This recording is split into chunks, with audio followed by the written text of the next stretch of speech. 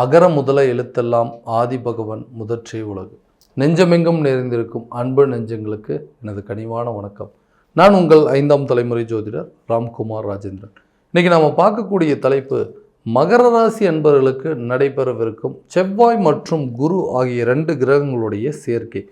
உங்களுடைய ராசிக்கு 5ஆம் இடமான ரிஷப ராசியில் இந்த கிரகங்களுடைய நிகழ்வுகளானது 2 கிரகங்களுடைய சேர்க்கையானது நடைபெறவிருக்குங்க. ஸோ இந்த நிகழ்வு 11/7/2024 முதல் 25/8/2024 சுமார் 45 நாட்களுக்கு நடைபெறவிருக்கு. இந்த நிகழ்வானது சுமார் 12 ஆண்டுகளுக்கு பிறகு நடைபெறவிருக்குங்க. ஸோ இது ஒரு அரிய வகையான யோகம், அரிதான ஒரு பலன்களை கொடுக்கக்கூடிய ஒரு பாக்கியஸ்தானம் அப்படின்னே சொல்லலாம். ஒரு பாக்கியமான ஒரு சூழல் அப்படிங்கிறது உருவாக்கக்கூடிய காலகட்டமாக இருக்க போகுதுங்க. ஸோ குரு பகவான் நவ கிரகங்களின் மங்களக்காரகன் என்று அழைக்கக்கூடிய குரு பகவான் ஒருவருக்கு அதாவது செல்வாக்கு, செல்வம், செழிப்பு, குழந்தை பாக்கியம் மற்றும் அதிர்ஷ்டத்தை கொடுக்கக்கூடிய ஒரு கிரகம் என்றே கூறலாங்க. அடுத்ததாக இந்த செவ்வாய் பகவான் நவ கிரகங்களின் தளபதி என்று அழைக்கக்கூடிய ஒரு கிரகம். ஒருவருக்கு தன்னம்பிக்கை, துணிச்சல், தைரியம் மற்றும் விடாமுயற்சியை கொடுக்கக்கூடியவர்.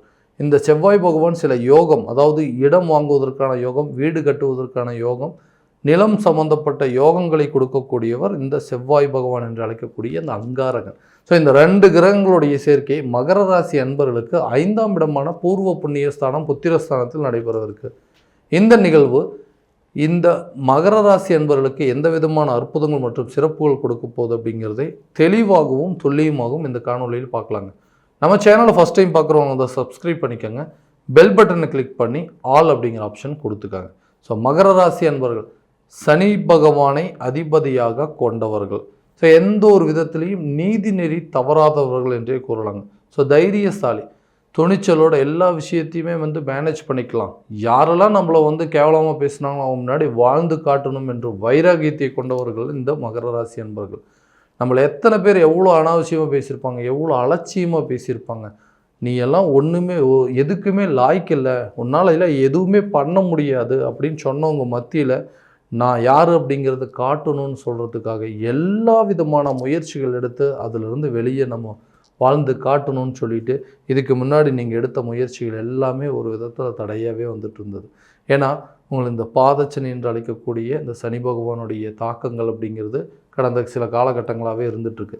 ஸோ எடுக்கக்கூடிய முயற்சிகள் ஒரு தொழில் ரீதியாகவும் சரி, ஓகே நம்ம ஒரு பிஸ்னஸ் பண்ணலான்னு நினைக்கிறேங்க, அந்த பிஸ்னஸ்க்கு இவ்வளோ இன்வெஸ்ட்மெண்ட் அப்படிங்கிறது தேவைப்படுது, இது கரெக்டான தருணத்தில் கிடச்சிது, என்னை நம்பி யாராவது இதை கொடுத்தாங்க அப்படின்னா கண்டிப்பாக சக்ஸஸ் பண்ணி காட்டிடுவேன்.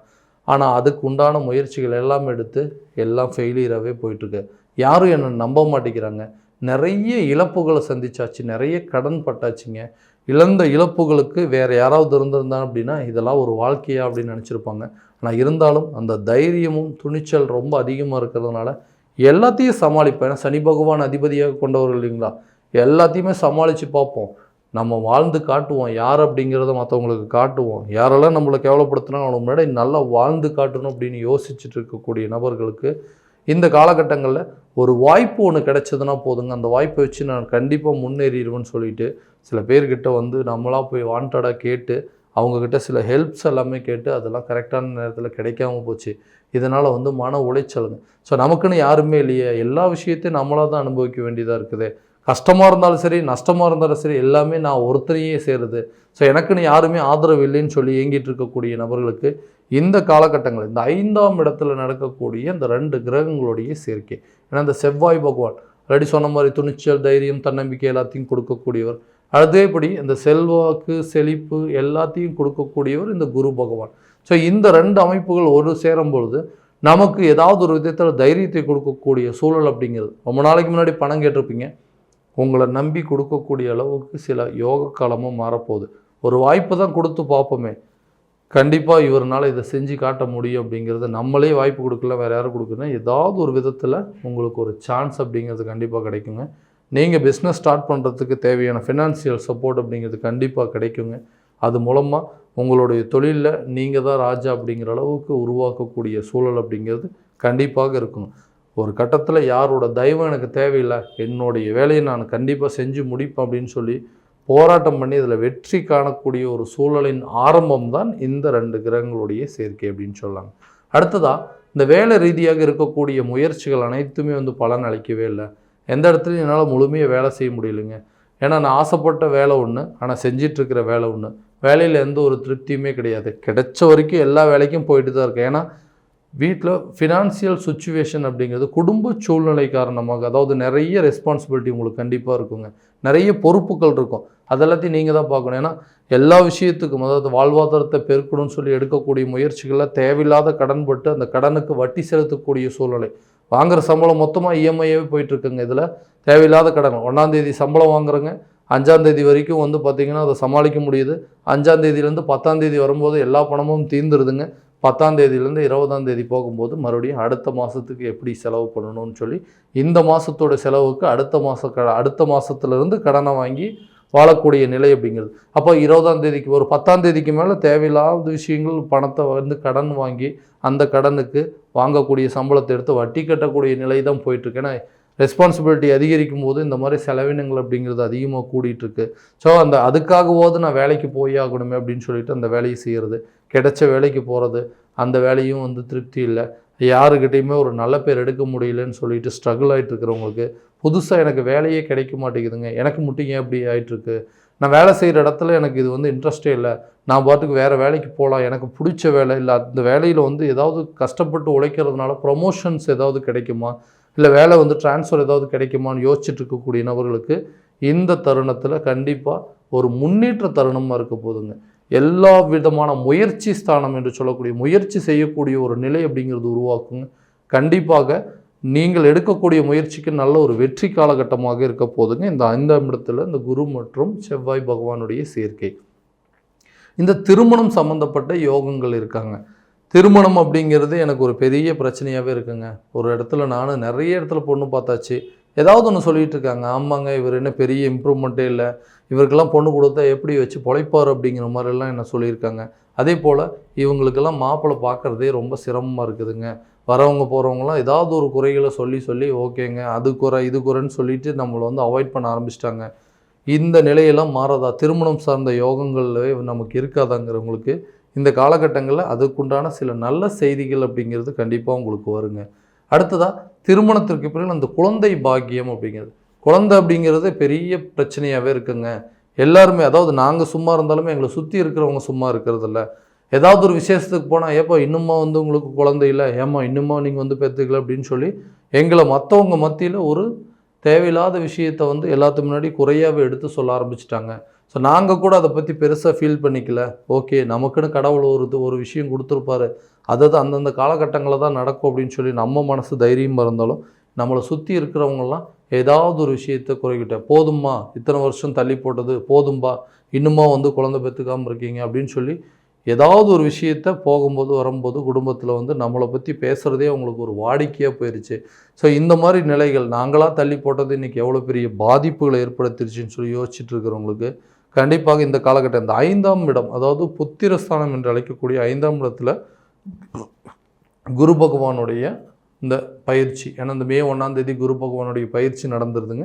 அதே நேரத்தில் இந்த காலகட்டங்களில் இந்த செவ்வாய் பகவானுடைய சேர்க்கை இருக்கும் பொழுது குழந்தை பாக்கியத்திற்குண்டான யோகங்களும், இந்த குழந்தை பாக்கியத்தை சம்மந்தப்பட்ட சில உடல் ரீதியாக இருக்கக்கூடிய பாதிப்புகள் கண்டிப்பாக விலகக்கூடிய காலகட்டமாக, அதாவது சில வயிறு சம்மந்தப்பட்ட பிரச்சனைகள், அதாவது கரு நிற்காமல் ஏதாவது ஒரு விதத்தில் தடைப்பட்டுகிட்டே இருக்குது, நிறைய ஹாஸ்பிட்டலுக்கு போயிட்டுருக்குறோங்க அப்படின்னு சொல்லிட்டு இருக்கவங்களுக்கு இந்த தருணத்தில் ஒரு நல்ல செய்திகள், மருத்துவ ரீதியாகவும் நல்ல ஒரு முன்னேற்றம் அப்படிங்கிறது உங்களுக்கு நடக்குங்க. அடுத்ததாக இந்த இடம் வாங்குவதற்கான யோகம் இருக்கா, இல்லை ஒரு இடத்துலேருந்து இன்னொரு இடத்துக்கு மாறுவதற்கான சூழல், ஏன்னா ரொம்ப வருஷமாக வந்து வாடகை வீட்டே வாழ்ந்துட்டுருக்குறேங்க, சொந்தமாக ஒரு வீட்டில் போய் குடியிருக்கவே முடியாதா, இல்லை வீடு கட்டுறதுக்கான யோகமே இருக்காதா அப்படின்னு யோசிக்கிறவங்களுக்கு, புதுசாக பழைய ரொம்ப வருஷமாக ஒரு வண்டி வச்சுட்ருக்காங்க, அதை விற்றுட்டு புதுசாக வாங்கணும்னு முயற்சி பண்ணுறேன், ஆனால் எல்லாமே தடைப்பட்டுகிட்டே இருக்குது அப்படின்னு சொல்லக்கூடியவங்களுக்கு இந்த காலகட்டங்களில் வண்டி வாகனங்கள் வாங்குவதற்கான யோகமும், புதிய வீடு கட்டுவதற்கான சில வாய்ப்புகள் அப்படிங்கிறது, இடம் வாங்குவதற்கான சில அமைப்புகளை கொடுக்கக்கூடியது தான் இந்த 5ஆம் இடத்துல வந்து இந்த கிரகங்களுடைய சேர்க்கை. அதே போல் பூர்வீக சொத்துக்கள் உங்கள் கைக்கு வந்து சேரக்கூடிய காலகட்டமாக இருக்க போதுங்க. நல்ல ஒரு விஷயங்கள், அதாவது உங்கள் சொத்துக்கள் உங்கள் கைக்கு வந்துருச்சுனாவே அதை விற்றுட்டு நான் இருக்கக்கூடிய பிரச்சனைகள் அனைத்தும் தீர்த்துக்கிறேன் அப்படின்னு சொல்கிறவங்களுக்கு இந்த காலகட்டங்கள் நல்ல ஒரு வெற்றி பலனை கொடுக்கக்கூடிய காலமாக இருக்க போதுங்க.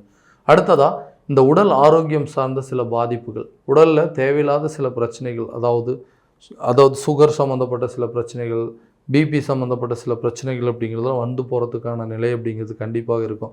ஏன்னா இந்த ஆரோக்கியம் சார்ந்த சில பிரச்சனைகளுக்கு கரெக்டான நேரத்தில் கரெக்டான ட்ரீட்மெண்ட் எடுக்கிறது தான் இதுக்கு பெஸ்ட்டு சொல்யூஷன். அதே போல் உடற்பயிற்சி மூலமாக உங்களுடைய உடல் ஆரோக்கியத்தை நல்ல ஒரு ஆரோக்கியமான சூழல் அப்படிங்கிறது ஏற்படுத்தி வச்சுக்கிட்டிங்கன்னா நல்ல ஒரு பலன் அப்படிங்கிறது கொடுக்குங்க. அடுத்ததாக இந்த குழந்தைகளுடைய கல்வி சம்மந்தப்பட்ட ஒரு சில அனுகூலங்கள், அதாவது கல்வியில் நல்ல ஒரு முன்னேற்ற பாதையை நோக்கி கொண்டு போகுங்க. அவங்களுக்கு இது வரைக்கும் இருந்து வந்த எக்ஸாம்ஸ் அப்படிங்கிறதெல்லாம் கரெக்டான விதத்தில் முடிச்சுட்டு அந்த எக்ஸாம்ஸ்க்கு ரிசல்ட்டுக்கு வெயிட் பண்ணுறவங்களுக்கு நல்ல ஒரு ரிசல்ட் வரக்கூடிய காலகட்டமாக இருக்க போது, படித்து முடித்த உடனே அந்த ஜாபுக்கு போகிறதுக்கான ஒரு சில ஆப்பர்ச்சுனிட்டி அப்படிங்கிறது இந்த காலகட்டங்கள்லேயே கண்டிப்பாக இருக்க போதுங்க. ஸோ இது வரைக்கும் நம்ம பார்த்ததெல்லாம் பார்த்திங்கன்னா கோச்சார பலன்கள் மட்டும்தான். இந்த பலன்கள் அனைத்தும் உங்களுக்கு நடக்கும் அப்படின்னா உங்களுடைய ஜனனகால ஜாதகத்தை முழுமையான விதத்தில் தெரிஞ்சுக்கிட்டு அதற்குண்டானபடி முயற்சிகள் எடுத்தீங்க அப்படின்னா கண்டிப்பாக எல்லா விதமான பிரச்சனைகள் அப்படிங்கிறது தீருங்க. இந்த வேலைக்கு போகிற விஷயங்கள், கூட ஒர்க் பண்ணிகிட்டு இருக்கிறவங்களால இருக்கக்கூடிய சில பாதிப்புகள், தொழிலை நடத்துவதற்கு ஏற்பட்ட தடைகள், திருமணம் சார்ந்த சில யோகங்கள், இல்லை ஒரு வேலையிலேருந்து இன்னொரு வேலைக்கு இடமாற்றங்களுக்கான முயற்சி பண்ணுறவங்க, இந்த மாதிரி அமைப்புகள்லாம் கரெக்டான விதத்தில் பார்த்து அதற்குண்டானபடி சில முயற்சிகள் எடுத்தீங்க அப்படின்னா கண்டிப்பாக எல்லா விதமான வெற்றிகள் அப்படிங்கிறது கிடைக்குங்க.